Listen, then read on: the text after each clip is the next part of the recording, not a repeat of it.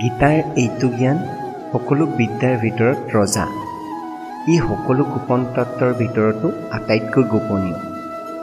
যিহেতু ই পোনপটীয়াকৈ আত্মলব্ধি আনি দিয়ে, সেইবাবে এইটোৱেই আটাইতকৈ পৰম জ্ঞান। এই জ্ঞানেই আটাইতকৈ উত্তম ধৰ্ম। এই জ্ঞান চিৰস্থায়ী আৰু পৰম সুখেৰে এই জ্ঞান কামত লগাব পাৰি।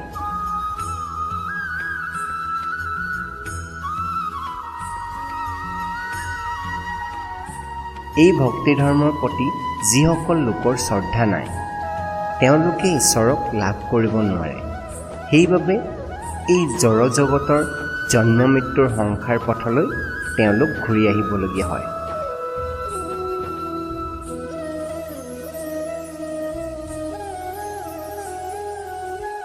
ঈশ্বৰে অব্যক্ত ৰূপেৰে এই সমগ্ৰ বিশ্বব্যাপী অৱস্থান কৰি আছে।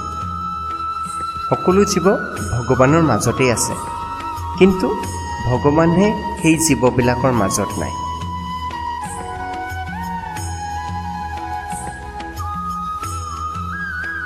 আৰু তথাপিও সৃষ্টিৰ প্ৰতিটো বস্তুৱেই ঈশ্বৰৰ গাত নাথাকে। ঈশ্বৰৰ ঐশ্বৰিক শক্তিলৈ লক্ষ্য কৰা।